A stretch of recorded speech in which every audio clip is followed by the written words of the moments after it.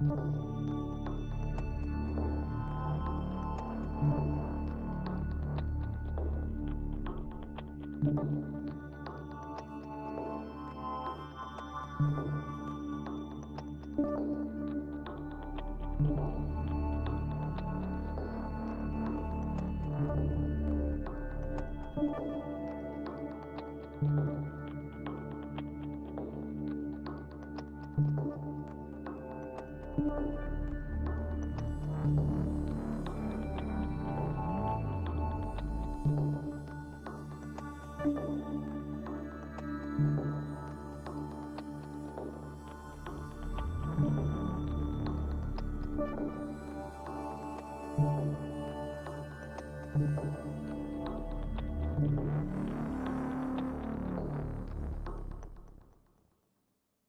are live!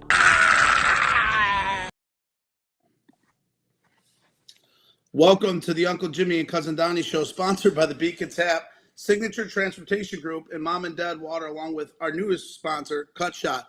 Steve, welcome tonight to the show, my man. I appreciate you joining us and to being our co-host tonight. So, how have you been, Steve? It's been a while since we've seen you. Everything's great, Jimmy. Can't complain. Well, can't wait for summer. We're on some of those summer days now, which is awesome. It's a long winter always. But for my golf season officially begin full time, so I watch some softball as well. So everything's good. Well, you're filling big shoes tonight with Cousin Donnie. You know, he's out playing a game right now in the Rosemont Dome for 16-inch softball. So. But I know Donnie will be shocked when he's done with the game to see who filled his shoes. So you're much more handsome than Donnie. Let's just say that. So I got a few years on him though. A lot of gray hair. So as you're well aware, Jim Cornelison, our guest tonight, right? Hawks national anthem singer. Jim is going to be helping us with the June 27th tournament of singing the national anthem that day. So I know I'm pumped about it. I know a lot of people in softball are pumped, and I'm actually want to really kind of hear about his life tonight. And one of the main reasons why we're doing this, right, is to hear a little bit about his story and how he got to the point where he's at today. Have you known Jim before? Have you ever met him before? Yeah, I have. I did 24 years with, TV and radio. So many times at the United Center, of course, he sings mostly at the Blackhawks games, but occasionally he'll do big nights, we really need him. And so I've met him and shook hands with him a number of times. Golf outings as well, he's usually once a year right. Out Mistwood Golf Course for their kind of VIP day at the end of the year, and Jim comes out and does the anthem, and so I've met him many times at different golf events and VIP events. He's a wonderful guy. People love him. Just that voice, and when he does the anthem, no one does the anthem like him, and I'm talking around the world. And the way he does it in Canada, which is a beautiful. He's the best. I mean, I could any game I go to, I hope Jim Cornelison is there doing the anthem because there's no one better. Yeah, I know. The one thing I'm going to ask Jim tonight is every time he does it at a Hawks game, my hairs on my arm just kind of stand up. You know what I mean? Obviously the cheering has a lot to do with that too, but he's the main part of that. And I think it's really incredible to go to a lot of major league stadiums or Hawks, NHL stadiums, NBA stadiums. They don't do the national anthem the way not only he does it, but also the way the Blackhawks fans do it as well, which I think is pretty cool. So, are you ready? What's that? I said, are you ready to bring him on? Yeah, let's bring him on.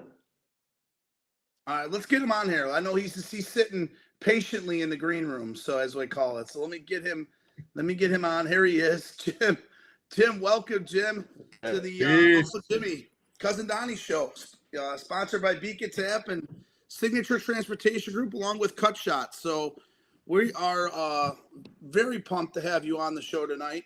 I know a lot of fans, a lot of people out there were quite entertaining. Like, how did you get Jim to come on type thing? And so right now we've got roughly about 115 people watching live on all different platforms. So I know there's a lot of excitement for you. And obviously there's going to be a lot of excitement June 27th when you come out for our tournament. But welcome. How are you?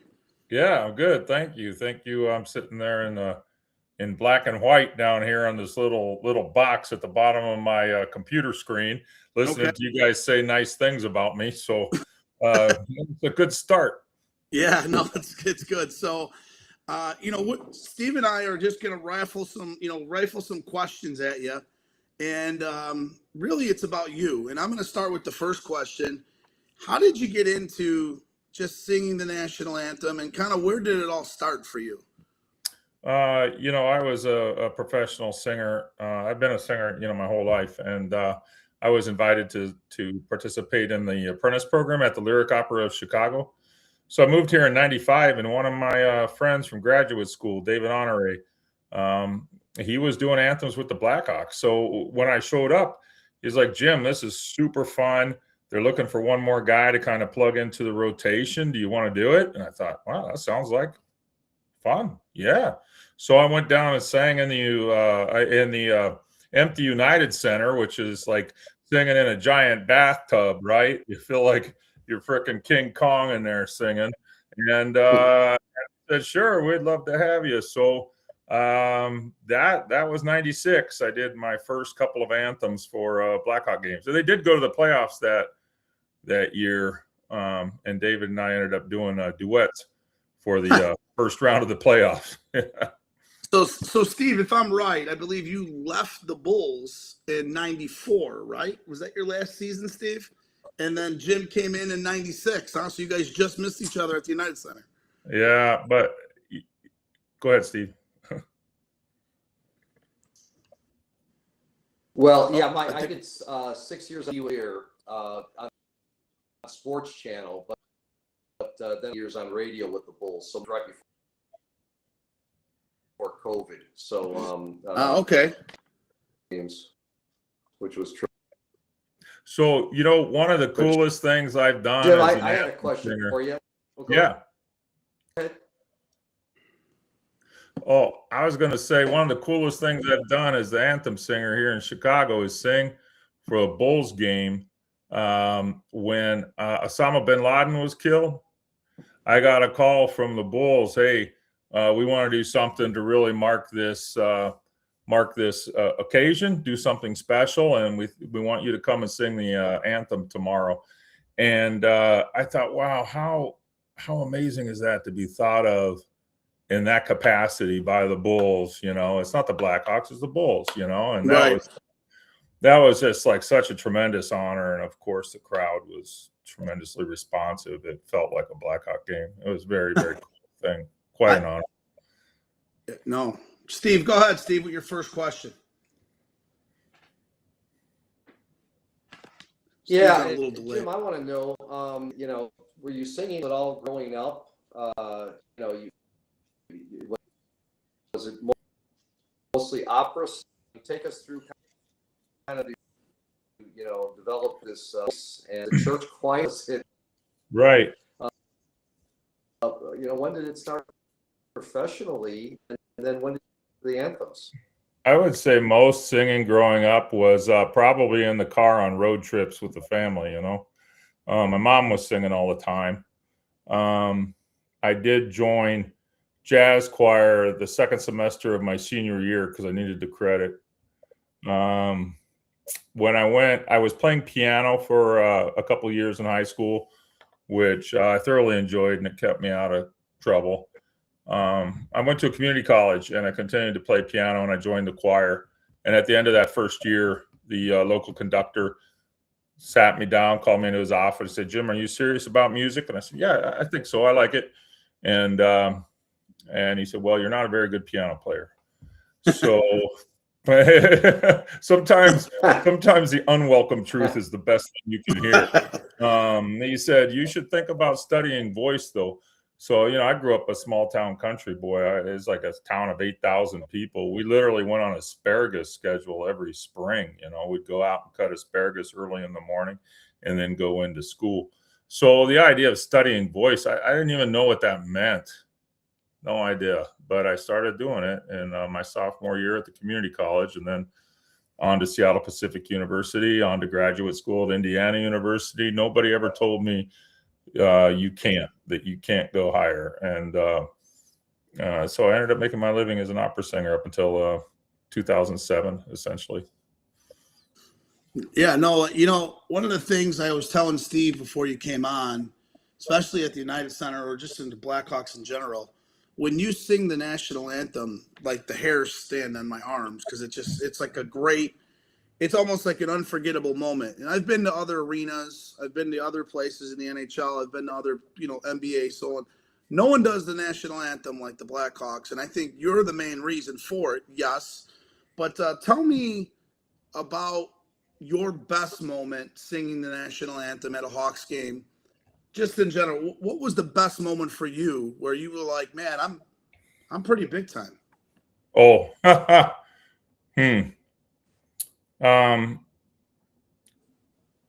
don't know that specific thought really crossed my mind until maybe when like Indianapolis Motor Speedway called me to start singing back home in Indiana which was in 2017.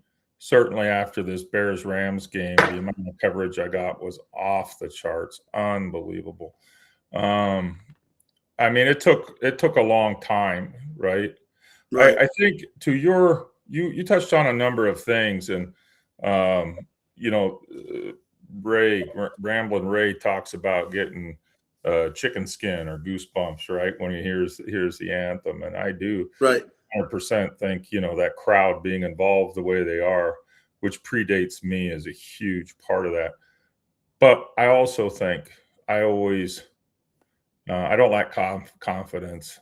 I've always understood that great venues require great talent, and so you want to try to rise to it. And there are, I think, reasons why what I do has I'll do another 100 anthems a year outside of the Blackhawks. I do a lot of anthems, and there's a reason why that relates to people. Even if it's first responders in the military and there's no cheering at all, dead silent, so there's reasons for that. And part is, I don't think people are used to hearing an opera singer amplified the way that's amplified in there.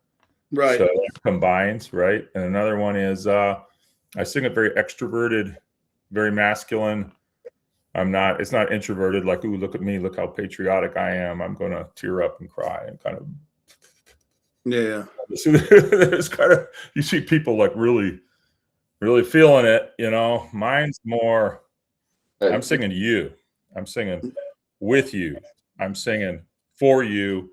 And this is what we're doing here. And it's a very specific kind of approach to that energy of the United Center. So bombastic. Instead of, like, if you ever listen to any band, I mean, like a college band, 110 musicians playing the national anthem, they get to the Rockets' Red Glare, the bombs bursting in air, and they play it with piccolos and woodwinds, and it's all very sweet and lovely. And I've always thought, why? It's the Rockets' Red Glare, the bombs bursting in air. It's the heat of the battle, And so, like, I do some things. I just conceive of it a little differently than I honestly haven't heard anybody who conceives of it the same way, except maybe the big guy on Barstool. Big Cat. Big Cat, yeah, he'll go out and sing it, and I feel like, okay, that guy he's bringing it. He's like he's like really digging into that section the same way that I think of doing it. It's a little bit. I have the honor of singing every year at the Marine Corps birthday party. I do the anthem, and then they'll ask me to lead the Marines in the Marine Corps hymn. Well, I've never been in the Marines, so I mean, it's a pretty cool thing, you know. But those guys stand up straight and they let that song rip, and it kind of just occurred to me that, you know, it's kind of how I sing the anthem. It's I don't sing anything else the same way as I sing the anthem. You know, it's like you come out and it's like the halls of Montezuma, right? Oh, say, can you see? Yeah. So it's got that same. And when I'm done, I need to stop singing because I'm pretty vocally tired. It's yeah. Try to do what you can. Yeah. Before I get handed back over to Steve, I got one more question for you on the anthem. Have you ever went into it and forgot the words? Never have.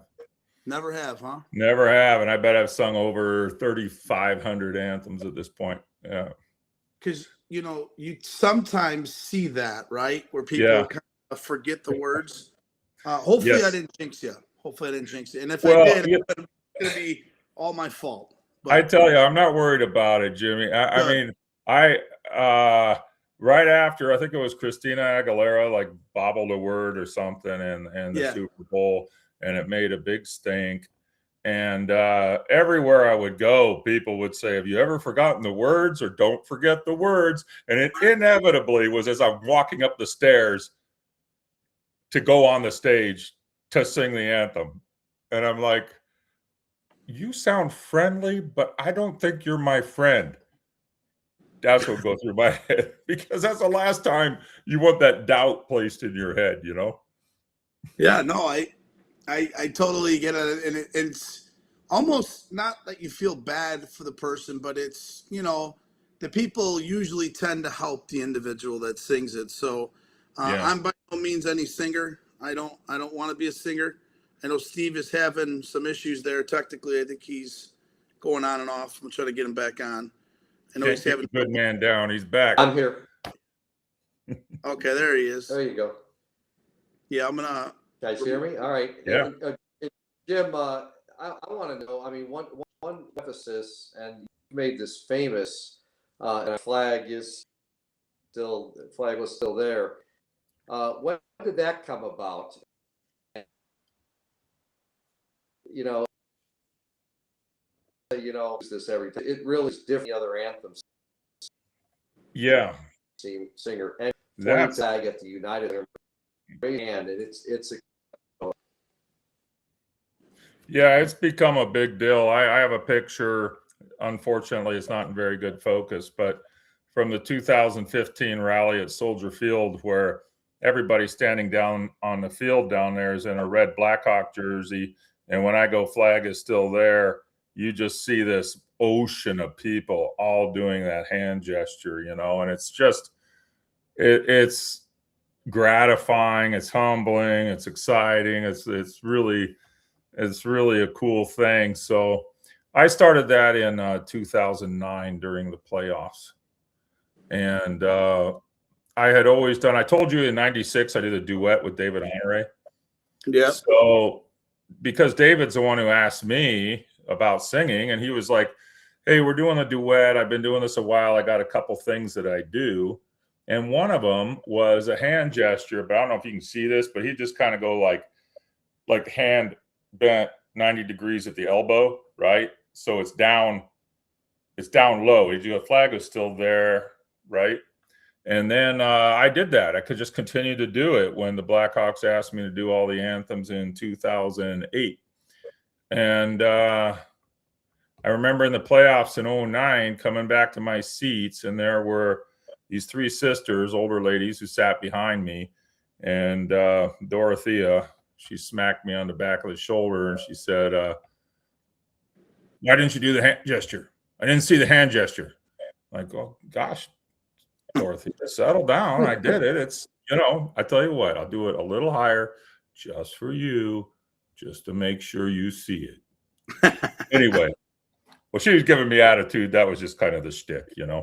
So next time I went out, I did it instead of like down lower. It was up probably where my hand was still bent and backwards. I don't know if you can see that, but it was up maybe as high as my eyes or something, right?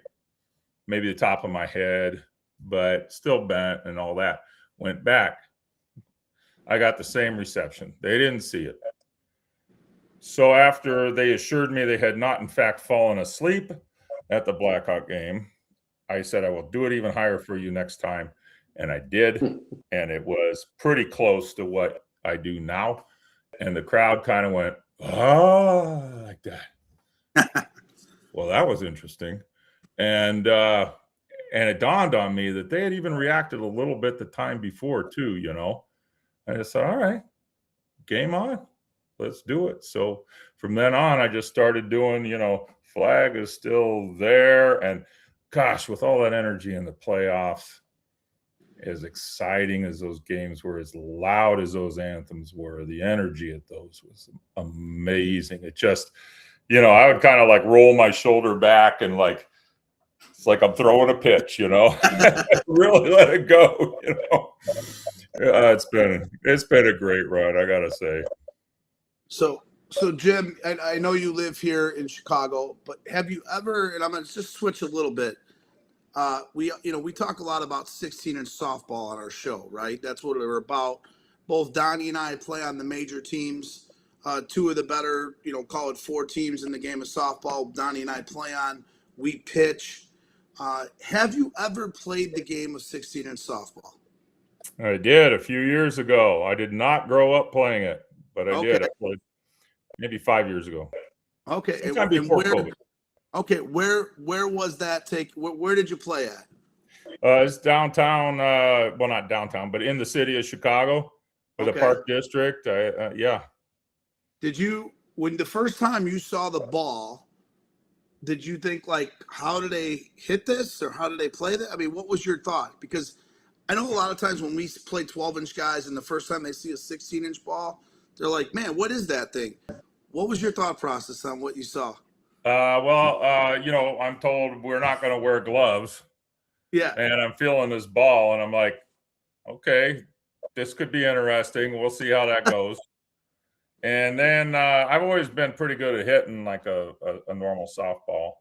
Right. And I didn't really think nothing of it. I just thought they're like, yeah, it's hard to hit it or whatever. And I'm like, yeah, well, I'm 6'5", 200 and nearly 300 pounds. I'm pretty sure I'll be able to manage this ball. Right. So those are probably like the 2 main things that kind of went through my head. Plus, heck, I mean, I was like low 50s at the time when we were doing that. I wasn't a spring chicken.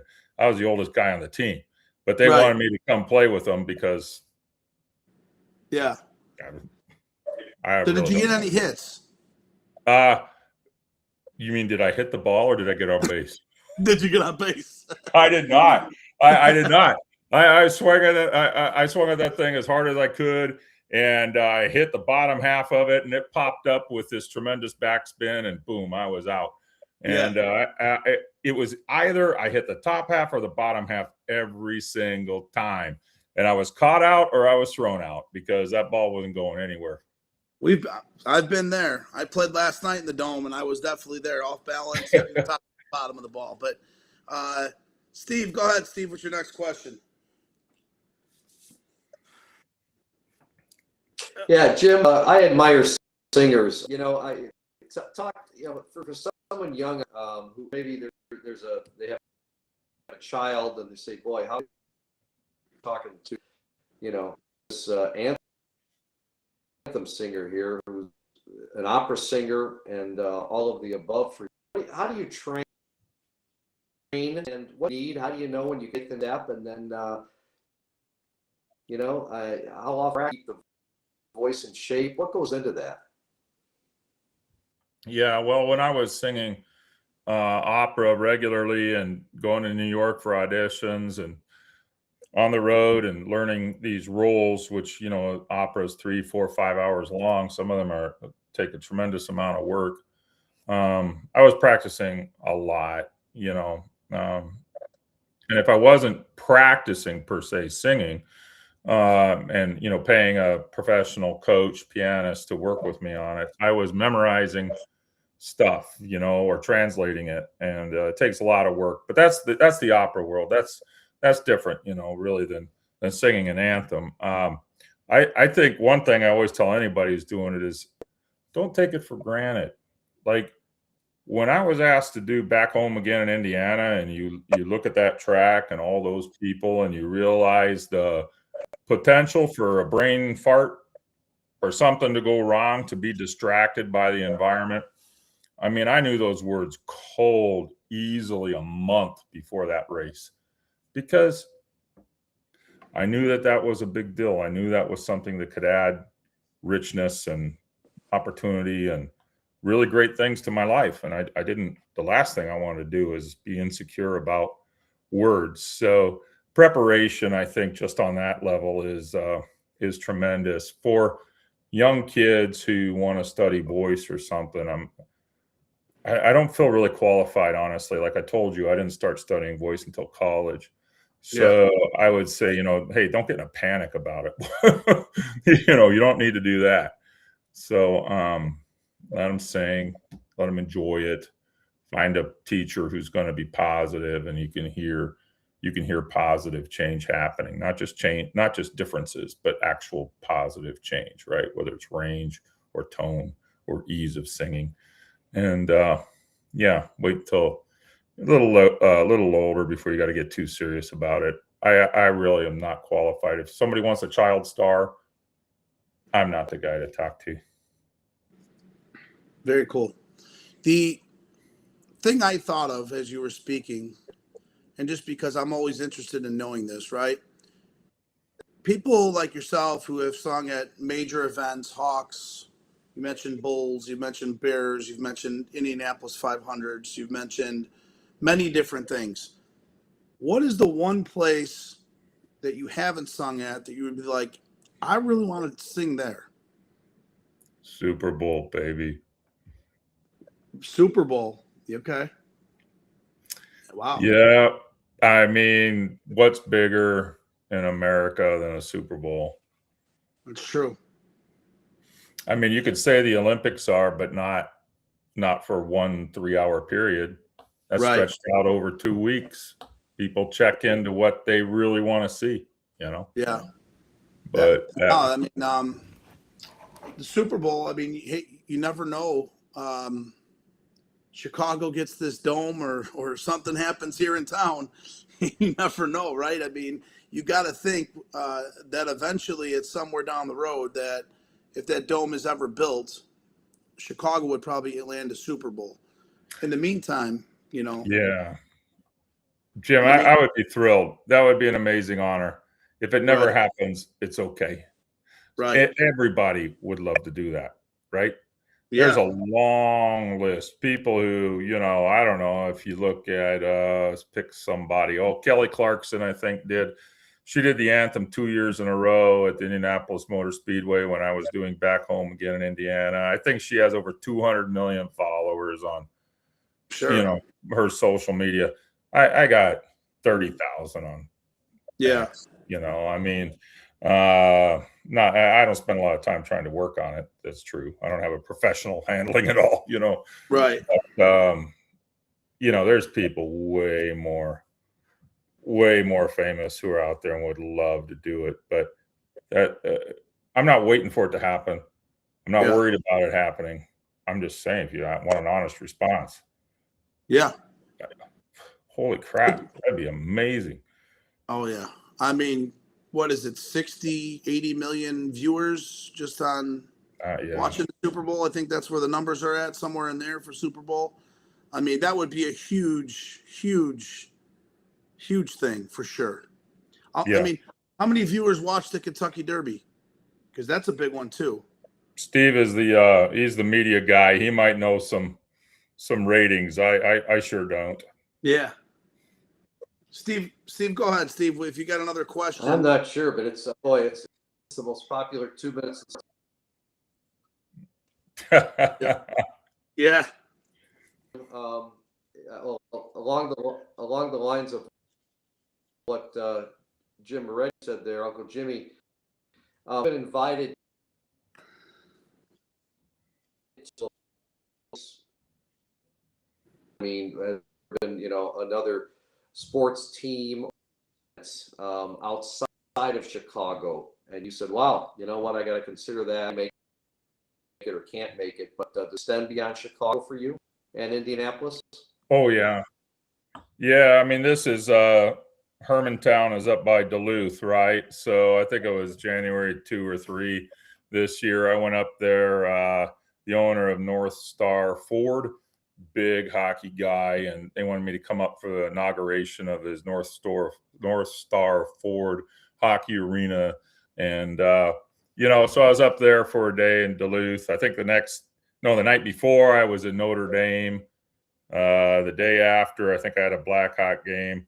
I'm going to New York here in May. I've been singing for Mikamoto auctions for a number of years. So when it does not conflict with the Blackhawks, they have 14 auctions in different cities around the country. So that's on ESPN, right? So I go out and do those.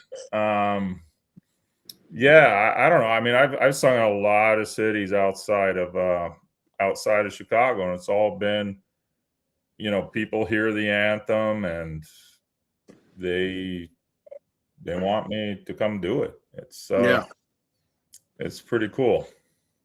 WrestleMania is coming up this weekend, huh? That's awesome. Maybe WrestleMania would reach out to you one time in the near future. Maybe. It'd be pretty cool too. I mean, WrestleMania has now turned into a huge event.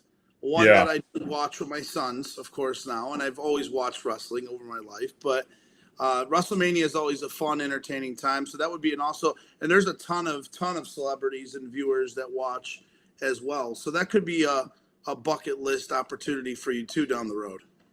Yeah, maybe so. I always worry about how things are presented, right? Like, I like watching an MMA fight here or there, but Dana, what's his noodle? He's like so political. Yeah. I stay out of. I'm just not going to sing for him because I'm afraid of how it could be used to divide people. And you go to a Blackhawk game or anybody who watched that Bears game, man, it's such a special thing to be part of, and it doesn't matter age or gender or race or religion. And in many ways, people might be surprised to know nationality. I mean, people reach out to me, they come and they just think it's the coolest thing, Yeah. So I just don't want to. I don't know enough about WrestleMania. I'd have to check it out and see what the deal is. I don't know what the vibe is, Yeah, I'm just thinking of large events, right, that people view in the world. And I know they have really took it to the next level over the last several years with Triple H. But, some other events, obviously you mentioned Super Bowl. We mentioned Kentucky Derby. I don't think, Steve, are we missing another event that we can get our guy Jim in to sing? I think the Olympics and the World Cup, they the World Cup soccer comes to mind. Yeah.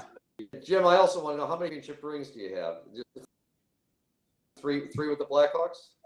3, yes. That's pretty amazing. Sometimes I can look at those and still go, wow, how did that happen? I think I've never played hockey. I've played broom ball about 4 or 5 times in my life. So as close as I've gotten to that, and to have those rings, it's surreal. So we had a comment come in on the side. One of my bar is currently watching right now in Shorewood, and my pool league guys said you could sing the national anthem for their Thursday night pool league that they play. Is pretty funny, but no, I mean it's definitely entertaining. I think we've hit it on the head with how that is. Hey, I want to just kind of switch over back to the softball world, right? You're going to be joining us June 27th, and I know you probably don't know. I'm sure you probably can't name a team that plays 16-inch softball. So we're going to have to fill you in a little bit on what 16-inch is about. I know you've been out to the Papa Hops, which is a big fundraiser tournament that we run on the south side of Chicago. Yeah, I love it. Yep, they do a foundation. It's amazing what they've done with that, Hopkins and all them. What else have you ever experienced besides that and playing anything else about 16 inch softball that we are missing? No, I learned it's not going to be a path to glory for myself. Playing it. I was surprised that catching it was much easier than I thought, and it did not hurt as much as I thought it would. Yeah. As long as you keep a finger from getting jammed or knocked off. Yeah. But, I don't know. I mean, Papa Hops is so cool because, as you know, I mean, so many people show up for that. I was blown away. Every year I'm blown away. I don't know how many people fit in Kennedy Park for that, but it is just phenomenal. And I tell people, if you want to understand the South Side of Chicago, go to the Papa Hops finals, because I don't see that happening anywhere on the north side of Chicago. Yeah. Just a tremendous community event. So much support. Unbelievable. No, you hit it on the head. They've done an incredible job. I mean, they've added fireworks. They make it a community. They make it a family event. They pretty much do everything and anything. And to run that thing on a Friday afternoon, starting it at 3:00 in the afternoon, of what they've done in the years past, people don't really care. They show up. They're there. They're having a great time. And for us players, it's also a really fun time to play in front of people and have those type of big crowds as athletes. Most of the people that play 16 in softball have played some college baseball or professional baseball at some point, especially at the major level. And it kind of brings you back to some of those days in college and professional baseball, right? So really cool to see what they do. And we hope, one of the main reasons why we're running our tournament, the June 26th, 27th, is to kind of bring us a little bit different vibe to the game of major softball. We have teams coming that day from Iowa. We have teams locally here in Chicago that are going to be major teams. We have a good mix of young with the old, and I think it's going to be a fun day. I really do. I know you're going to join us for a little bit out there, which is I'm really pumped about. Steve will be out there. Steve's announcing the championship game. He'll probably be doing it with myself or Donnie if we're not in it. So it's gonna be pretty cool. I know Paisans Pizza is joining us. The owners of Paisans, they're coming out, supplying the food, the beer. We have so many different things. We're talking about a food contest. We're talking about some things that we still got a little finalized yet, but there's some really cool things that are going to go on out there, and I think we're all going to be excited. So that leads me to my next question. Wait, I have a quick question. Just Steve, have you played it? Have you played? Yeah. Yes, I used to play 5 nights a week. Never at the major level. But Wow. I played at so many different parks. Just went to DePaul University and with friends or got frats and game. I loved it because you really can't play after that. 16 softball, next thing. I played 12 inch, 16 inch. So great question, but I still play. A little too old now. Golf is the only sport I play. And then Jimmy, are any of your guys from Iowa? Are they all 16-inch players, or are they coming over here as 12-inch guys thinking they're gonna clean up? No, they're Iowa is a big city that plays. The state of Iowa, they have a lot of teams that play major ball now. I think they're up to 6 or 7 teams at the major level. So handful of them come down to play here in Chicago. Not on a regular basis, but 2 to 3 tournaments a year that they join us. We go to Iowa for a tournament every year too. So we've become very good friends with them over the last, call it handful of years of playing Chicago versus Iowa.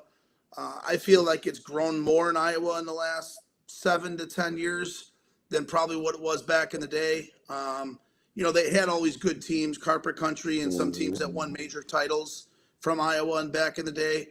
But I'm talking barehanded. They have really grown more and more over the last 5 to 8 years of playing without the glove. And I think that's why we're seeing more and more of them here in the Chicago tournaments, because all the Chicago tournaments, for the most part, are played without a glove. We only play one tournament a year with a glove here in Chicago. Yeah, I didn't know you played with a glove at all with 16-inch. Yeah. How big is that glove? It's a pretty decent sized glove, but either way, that is the last tournament of the year that we play with a glove. Rismondo, which is the biggest 12-inch team, they've won the last 3 national titles at the major level for 12-inch. They also play the 16-inch major national. So they came down the first time 2 years ago, played with us, and they won the tournament. First time ever playing 16-inch. And then last year came down again the second time, and they did not. I think they went 2-2 or 3-2. They finished maybe top 10, top 12, somewhere in there in the major. So, it's a really interesting sport. It's a fun sport. It's a lot harder than people think, especially at the major level. And it kind of keeps your competitive juices going from when you played college baseball. And for those that play professionally, they can still kind of carry that competitiveness on at a pretty competitive level, Right. So what I was going to ask you is, I know Steve's having technical difficulties a little bit, but the favorite player for Steve is myself. Of course, he has to say that. Who is going to be your favorite player once you watch the major level? Oh, Jimmy, I just don't know the answer to this question. I sure wish there was somebody I could have talked to beforehand to be prepared for this question. So just thinking off the top of my head, probably Jim or Eddie, That's right, my man. Most likely. That's what I like to hear. So that's a good thing. Yeah, that's what you like. That's what you told me you like to hear. Yeah, that's absolutely. That's what I liked. And we have the name Jim, so it works, right? We're both named Jim. Yep. I honestly only have one more question for you, and I know you don't know much about the game of 16-inch softball, but you do know about sports, and it could be just a general question about anything. And I ask this question to every guest that ever joins my show, and that is basically, and Steve's back now, is in sports, we go through a lot of change, okay?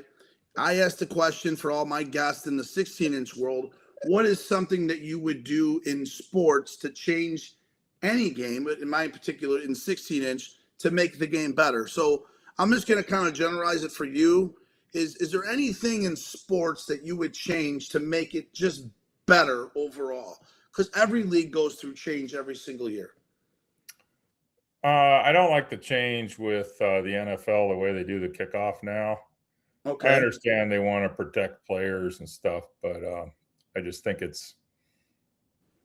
takes an awful lot of excitement out of the game. Okay. In hockey, I don't like shootouts. It's the same with soccer, right? It just doesn't feel like it's a true win or loss. I'd almost rather see like a sudden death cage match, 4-on-4, no substitutions, something brutal. Let's just find a real winner here.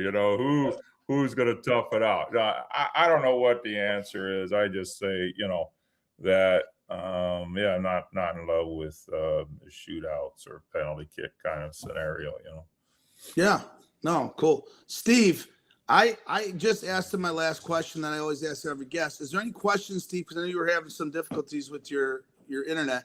Is there anything you want to ask Jim before we kind of, let him go? I know he's got a busy schedule, and I appreciate him joining us tonight.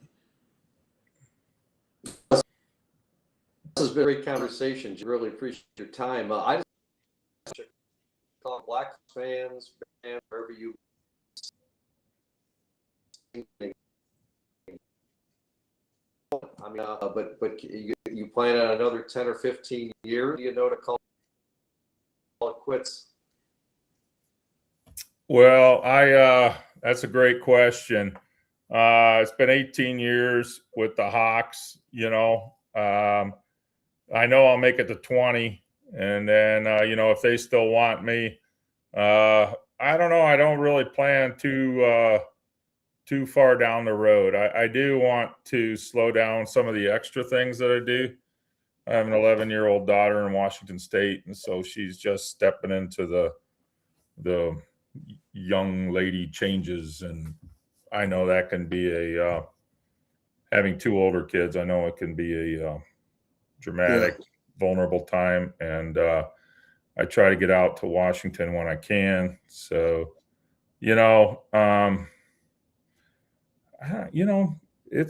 it's been a great run. I just don't know the answer at this point.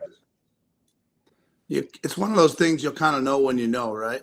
I think so. Yeah.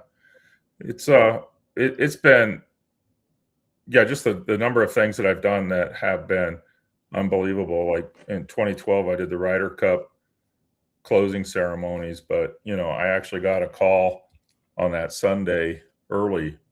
There were so many people out at the first tee. Don Larson, who was the head of the Ryder Cup committee out there at Medina, called me up. It was like 7 in the morning, 7:15.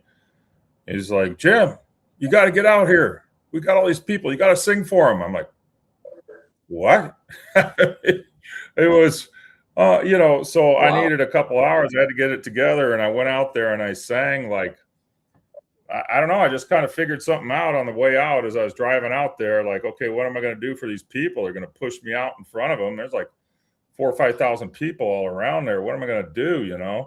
Right. And so I don't remember the order, but I just kind of came up with this idea. What I'm going to do is try to get everybody involved because, they're going back and forth, USA, USA. Then they're singing some song, where the Europeans are much better at that kind of crowd coordinated chanting thing.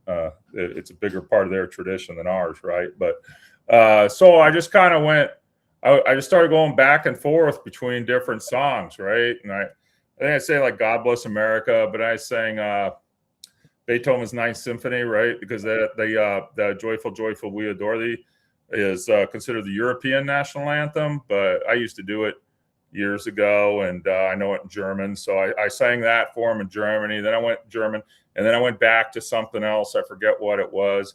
Danny Boy, maybe, right? Kind of Europeans can love that. So can we, right? And I can't remember. There was probably an Irish golfer.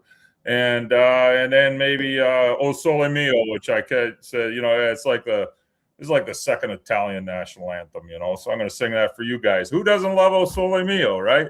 So I just kind of kept going back and forth. Did 7 or 8 songs, and then Golf Channel came over and said, "Hey, hold up! We want you to sing the anthem. We're going to hold for, we're going to broadcast it live."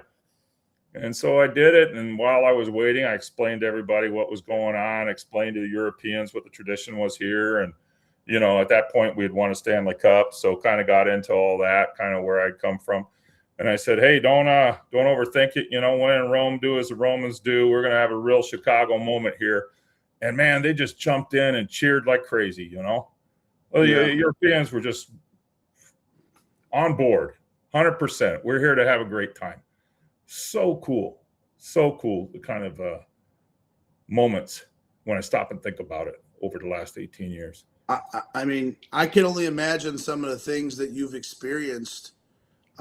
Having the opportunity to have national anthems for certain things and what you've done, I can only imagine. You know what I mean? Like, I think it'd be really cool to see a Blackhawks Stanley Cup game, And I know, the thing is when you go next year, when the Blackhawks do make the playoffs, I'm just predicting it now, you're going to take your favorite Jim with you to the game, right?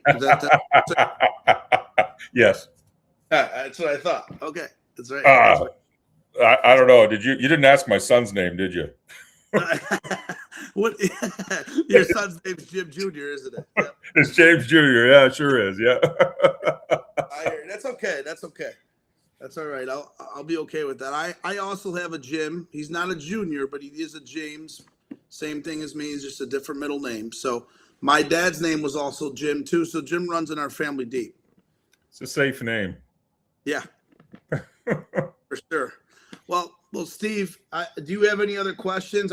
Before I hand it over to Jim, I always have the guest ask us a question. Do you have any other questions for him, Steve? I think he's a little delayed. Yeah. He's having difficulties. We can't hear him, unfortunately. Can you hear him, Jim? I can't. Okay. Steve, we can't hear you. He's having difficulties with his computer, but we always have all the guests ask Donnie and myself. Donnie, as I mentioned, is out playing a 16-inch game right now in Rosemont Dome. They have a little indoor league before the season starts, and we play in the league. And unfortunately, he drew a game tonight, which we weren't aware was when we, booked with you about a month ago. So, but what is a question maybe that you would have for somebody like myself, maybe about 16-inch softball or about anything? Well, I wonder how long you've done this show and if this is your retirement plan. You can do this after you can't hit crap no more. So, not everybody does this. And so it's always interesting to me, like, what brought you into this and what's the plan?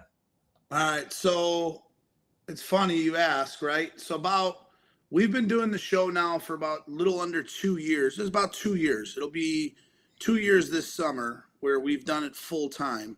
And what I mean by full time is about every week to week and a half. Regularly, we've been doing it more every week. As of the last 12 months, we've been getting sponsors and doing different things because of the amount of views that we get across all the platforms. Why we did it is really to grow the game of 16-inch softball that, is a game that has been a part of my life for 20 plus years. Okay. It has been able for me to contact and communicate with a bunch of people across many lines of sports. Steve Cashel, met him through the game of 16-inch softball. People like yourself, other individuals that, like Melman and just people that have had successful lives that I was able to meet through the game of softball. I built many friendships. So the reason why I do it is because I really enjoy the game. And we're trying to grow the game to be more of a 12-inch exposure type thing just outside of Chicago. And that's why we started it. And we started having guests like Steve and yourself. And, we've had other guests that maybe are not a part of the 16-inch world, but have come on our show to really talk about the game. And that's how it grows, right? So that's kind of what we decided to do. And honestly, we have a lot of fun with it. I've started doing hot dog reviews on the side off of this show. Donnie is a big time golfer. So Donnie, I just told Donnie he's going to start doing golf videos for people because Donnie's a scratch golfer. So he's very good.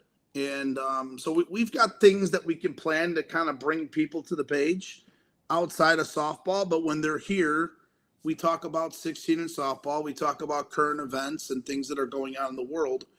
And so we have a lot of fun with it. Honestly, it's a great question, but that's why we did it. And that's how we started it. And, as I said before, nowadays with social media, you can really make a name for yourself. I mean, look at what Barstool has done and some of these other bigger, podcasts that have been going on. I mean, hey, if we ever get to that point, I'd be thrilled because I really love doing this and we have a lot of fun with it.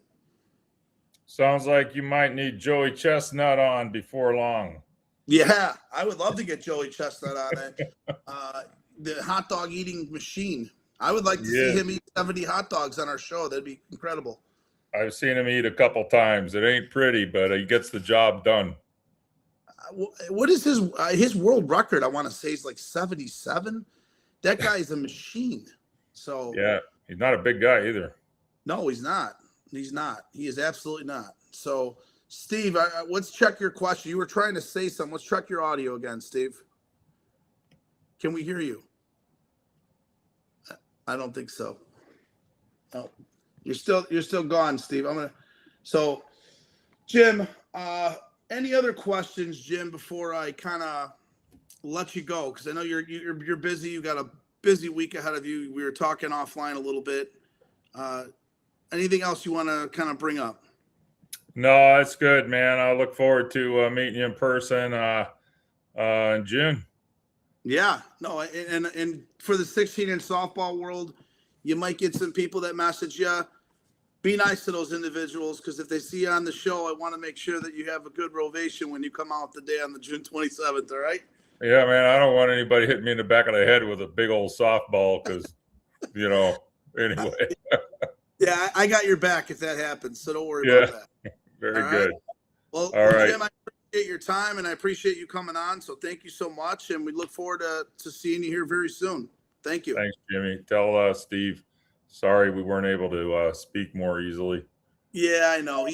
He's having issues with his iPad, unfortunately, and sometimes that happens. That's the world we live in with technology. So great.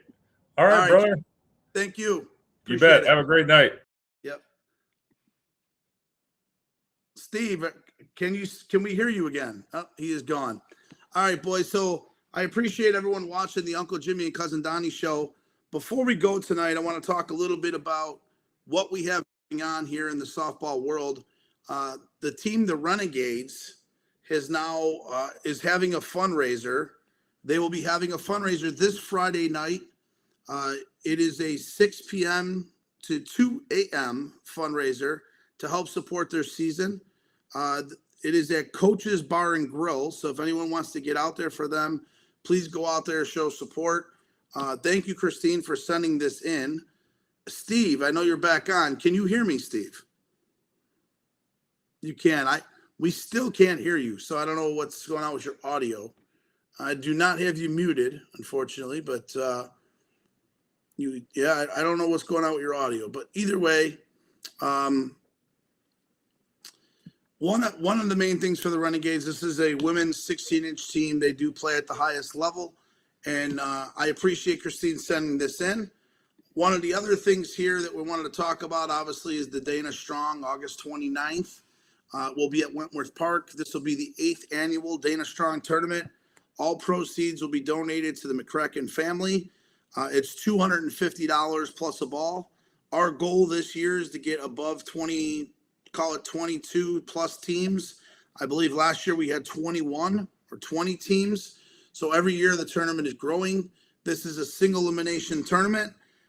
So it's at Wentworth Park, as I mentioned, at 5625 South Mobile Avenue in Chicago. So here's a little background about the McCracken family, what they're dealing with. I know Donnie and I had discussed this a little bit on the last show, but for those that are tuning in tonight, I do appreciate it. And I do appreciate the support you guys watching. If you do want to make any donations to the McCracken family, you can reach out to me personally and I can get you set up with, the QR code and some of the things that we're doing offline that will be present here in the weeks to come on the show. So, Steve, I know you're there. I can't hear you. Try now. Can you hear me now? I hit some sort of microphone. Yep, I can hear you clear as day now. Okay. So, that's good. You never know with these things. I had some button I had to press saying, let's switch your mic. And so I tried it. But sorry about the connection tonight. I don't know if weather affects the internet sometimes, but I know we got storms outside here. I live in Naperville, but storm. So no, you sound perfect right now. Thanks. The best you sounded all nights. Of course, right? Because Jim on. It's not easy. What did you think of Jim though? Before, I mean, we've got a couple minutes here. What did you think of Jim? I think his story is incredible, but what was your thought process? I knew you had some great questions for him, but what did you think of him? I mean, I know you've met before, but what did you think? Yeah, I never really knew his background. I knew there was an opera background there, it's interesting. I really wanted to ask him about the other events. I know he's done the Indianapolis 500, and I've seen him at a Cubs game and obviously a Bears playoff game, and again when I was doing the Bulls, a handful of times he'd be there for big playoff games or to kick off the season. But I was really interested to see how long he wants to do this for and what other venues does he invite it to. And I thought it was a great question by you, Jimmy asking him what's the one place that he'd love to do that he's never done, and that was a Super Bowl. I mean, perfect answer. But to see that Yeah. a guy that you feel like's at the top of his game, I mean, I don't know if there's anyone better in the country that does the national. I know the Hawks fans, as you said, cheer, which is really cool. But the way he points to the flag, and then he's got to do the Canadian anthem as well. And he says he gets exhausted almost just doing the Star Spangled Banner, and to think he's got to do the "O Yeah. Canada," and that's a beautiful song by the way. That always touches me, and I'm not Canadian, but I always say, love the national anthem, the Star Spangled Banner, but "O Canada" is beautiful. To think about him doing those songs in a row, the energy he brings, and with the voice. That's what I wanted to know. Yeah. What do you do during the week? Are there weeks that go by that you don't do any singing? Yes, and everything. So that a fascinating guest. I had a lot of fun getting to know him better. Yeah, and people ask me kind of offline, like, you're bringing him on a softball show. What are you going to ask him? And I'm like, I'm just going to talk to him about his life, because this is how we do it on the show, right? We try to bring guests on to talk about 6-inch softball. He knew about Papa Hops, which I was shocked about, right? He knew about playing. He played some sports. He's played some games. I find it funny he couldn't get a hit, like he said. He's 6'5", 270 pounds or whatever he said he was. And a guy like that can't hit a 16-inch softball, I'm definitely gonna bust his balls, if you know what I mean, the next time I see him. I might even have him take a swing when. Yeah, I don't think he swung and missed. He sounded like he always just missed it. Either the top of the ball or the bottom of the ball. Either it was a pop up or a ground ball. But I'm not sure if he's. I know he doesn't play golf, because when I was at Kemper Lakes Golf Club at full time as the membership director, we invited Jim out, and we were doing some kind of grand opening, and he couldn't make it that day, but we offered him golf as well as paying him. And one thing he said to us, he goes, "I don't play golf, so I'll come to do the anthem, but I'm not a golfer." I've seen him at many golf events doing the anthem. Does an incredible job everywhere. I mean, this guy can you can do it with an organist, do a piano player. He just sings it himself, which he's so used to, and it's amazing. I mean, we have a true gem in Chicago. I was going to bring that up, but what iconic things in Chicago: Michael Jordan and 16-inch softball, and the things we have here. Pizza, but Jim Cornelison as well. We call him our own. Yeah. So it's a special tribute to point that out. Yeah, we kind of get spoiled here a little bit in Chicago, and and honestly, in my life at least, it started with Michael Jordan, right? He spoiled me as a fan of the Bulls, and I know the Bulls have never been the same, but it looks like they're kind of leading back.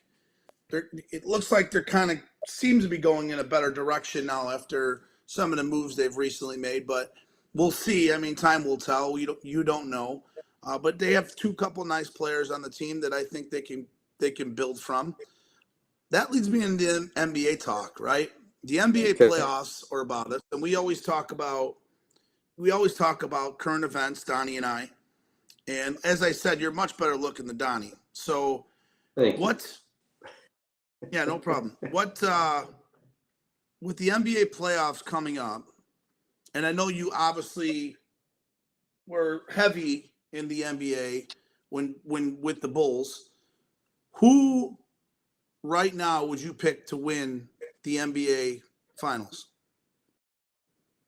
Well, for San Antonio, I think with Wemby, that's a neat story. I wasn't sure after his rookie year. I knew he'd grow to get big. He's such a dominant player right now. But Denver seems like they're the most solid and experienced team. Oklahoma City's kind of the new and up and coming kids. They could win, but it seems like everything's out west. I mean, do I like anything out in the east? The Knicks can play well. Boston is really good when they're all healthy, but no one jumps to mind like the Western teams. But I'm choosing for the Wemby factor. I think we need to bring. They were down so. I mean, boy, oh boy, many years. It was so sad San Yeah.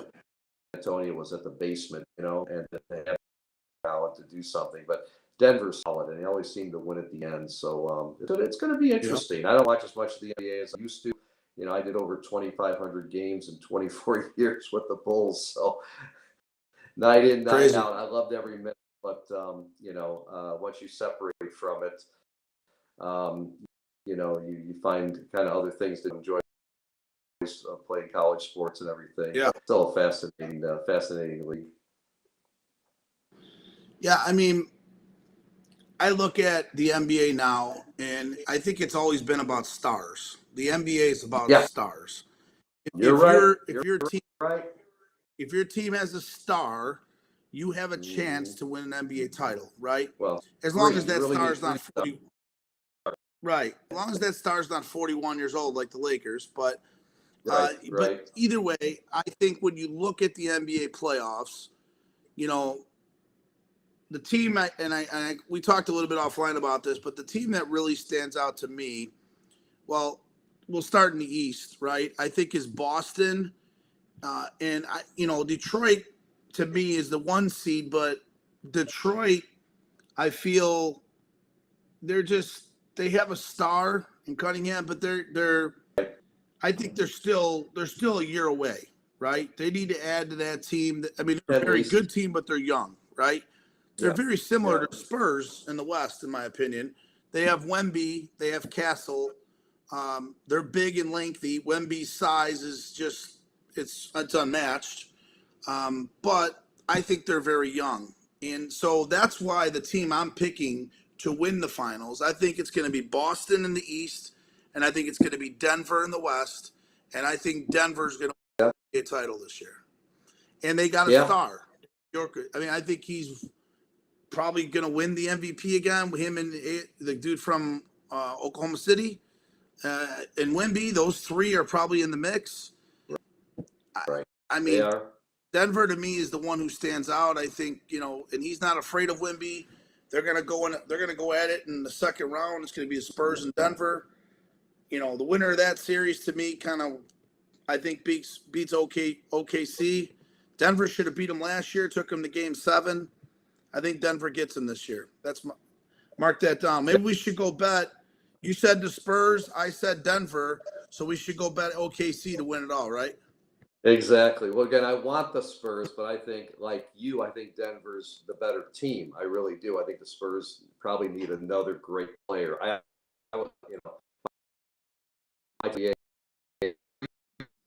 Players, the run with DeRozan and Levine. They were good, 1A, 2 players. You need 3 great players. You really do, like the Bulls always had. With Jordan, Pippen, Horace Grant. You need 3. And Horace before Rodman. So you do need 3 great players, and then the support group. 6, 7 guys. The Bucks are demanding. I mean, they really are with these 7-game series. You don't play back-to-backs, but I remember, the Bulls getting worn out in Jordan's final year. I mean, they were limit. Much just spent. But then again, these guys are playing 82 games, unlike LeBron and these guys who rest 20 games a year. It's a joke. I don't like that at all. Well. Yeah, I hear you. And then if you look at those Bulls teams, not only were they playing 82 regular season games, but they were playing an extra 20 games in the playoffs every year. So they were playing 100-plus games a year for 8 straight years, up minus the year or 2 that Jordan took off. But either way, that run that they did, the Bulls still made the playoffs without Jordan. They just didn't win it. And during that run, they still played on average probably 100 games a year for 8 straight years. So you can only imagine what they felt like the Last Dance kind of proves it, right? I mean, that series is tremendous, The Last Dance. It couldn't have come out at a better time during COVID when everyone was home. Yeah, it was fun. I remember those guys because I traveled with Bulls their last championship season, every plane ride, hotel, bus ride, and those guys were the guys who were filming were there a lot behind the scenes, and we got to know them. And I always said, "What are you guys doing?" They're like, "God, I don't know, someday." NBA Entertainment may put together a documentary. We'll see if the Bulls win it all and again. And you never know. In 20 years, what they did. So it was really cool to come full circle because I knew those guys, Mario, and I remember the guys that one photographer, a producer, and they were just every now and then Phil Jackson let them on the plane or on the bus and let them do their thing. For NBA Entertainment, it was going to be, but they did it. They created quite a special with the 10-part series, Last Dance. No, for sure. It's like I said, it couldn't come out at a better time. That's all. Yeah. I mean, I would love to know the viewership on when that came out and when that was watched. It had to be through the roof. Oh, there's nothing else going on. There were no sports, so people live for those Sunday nights. Let's bring the Last Dance on. What's the next episode going to be about? And they were fascinating. Loved every minute of it. And I shared it with my boys who miss Michael Jordan. They're too old too young, not even born yet when Michael was playing. And to be hearing stories that I've told them throughout the years, and then to watch The Last Dance, to solidify. And they look at me going, it was really something. Scotty was something. That was really cool. Yeah. Jackson. So neat stuff. So I'll leave us with this tonight, right? And this will be the last thing I say or discuss with you.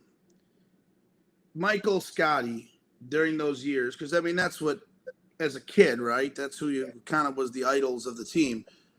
When was the last? I mean, Jordan now in the Daytona 500, right? Winning championships and doing all this stuff he's doing in NASCAR. NASCAR. Yeah. When was the last time you spoke to Michael Jordan? And do you still have his phone number?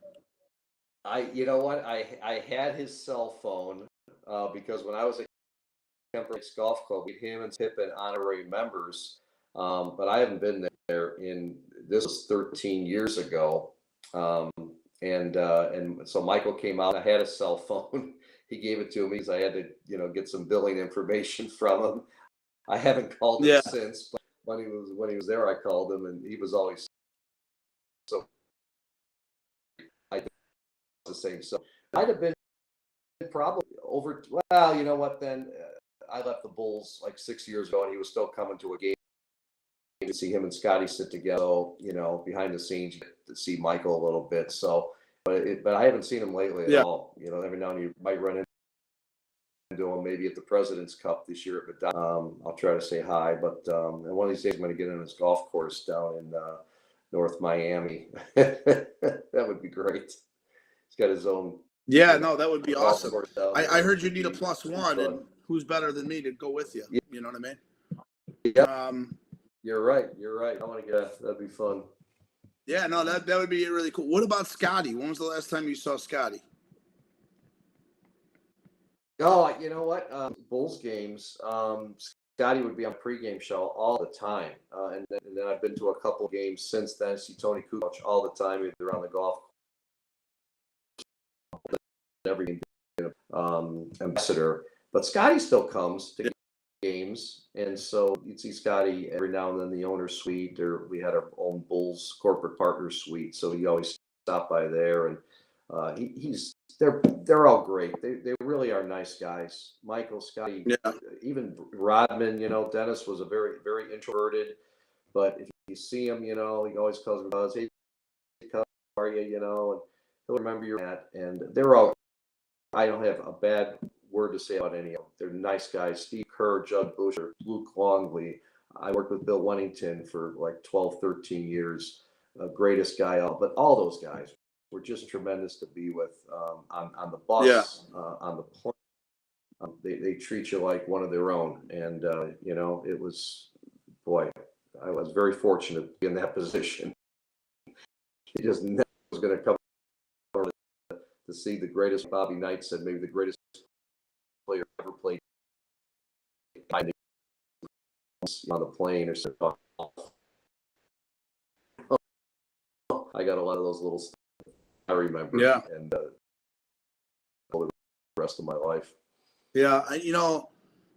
With Michael, since we're on the topic of the Bulls, I guess, and, he played 16 in softball a little bit in Chicago. Yep. by the way. But I heard the story of him in the Olympics with Chuck Daly. He played 18, then played 18 more, stopped at the local bar, had 15 beers, something like that, they said. They picked him up, took him to the stadium, Right. told the guy he was going to guard the point guard that night, right? And shut the kid down that was talking smack about him and Scotty and the Bulls. I mean, there's just, you can't even make that up, you know, and he dropped, 30 points, and it was like nothing, you know? You can't even make it up. Oh, yeah, yeah. That's the competitiveness. No, I saw, yeah, one Bulls road trip. He did the same thing. We we had a game in Orlando, and we usually fly out like 4 or 5 o'clock the night before the game, right? You always have to be in the NBA city the night before. We'd always fly out at about 4 o'clock, go to dinner, and then shoot around, and then you have the game that night, and maybe fly home or the next. But for some reason, he'll ask the Bulls to do him a favor. We're going to leave at 9 a.m. that before the game to go to Orlando instead of 4 p.m. because he wanted to play golf. And the Bulls owed him some special favor, I'm sure many favors, but I'll never forget, Michael was on the plane. He was the first one on the golf shoes, in his golf outfit, making sure he was rushing everybody on the plane. You know, your private plane, you just go up the backside. And Michael was there. As soon as we got off, the bus went right to the golf course. And we were staying at a resort that had a couple courses, but usually instead of go to the hotel, drop all the plane, go to their rooms. We took Michael, Scotty, and Ron Harper to the golf course, literally the pro shop, dropped them off. They got out, and Michael played until dark and past dark. He got his guys, because a couple of security people in Michael's entourage traveled with us, and then he met his trainer and George Kohler, his personal driver. And they were told to go get flashlights, the biggest flashlights they could find at a Home Depot. And Michael literally played into dark that night. And they woke up the morning, and as soon as sunlight broke, he played another 18 until the shoot around, was there at shoot around. Then he played more golf after, and then we played the Orlando Magic that night. And I remember he didn't have a great game, but the Bulls won, and he did off. But he got as much golf in as he ever could, a trip I'll never forget. It was great. Oh, man. And probably like January or February when it's freezing cold in Chicago, right? It was. So it was like February. Yep. Yeah. But he was promised that he could, get as much golf in, and he did. He took full advantage and beyond. That's awesome. Well, Steve, it was a pleasure, joining our show. I appreciate you, filling in for cousin Donnie. You know, as I mentioned, Donnie was playing a game in the Dome. I'm sure he's done by now, but either way, I thank you for filling his spot. As I mentioned, you're much better looking, so I definitely appreciate that. And I appreciate everyone watching the Uncle Jimmy and Cousin Donnie show, sponsored by the Beacon Tap, Signature Transportation Group, and Cut Shot. So we'll be back next week, guys. Thank you so much. And Steve, once again, thank you. My pleasure, Jimmy. All the best. You guys Appreciate have a great it. show. I see it all the time. Thanks for having me on. I appreciate that. Thank you.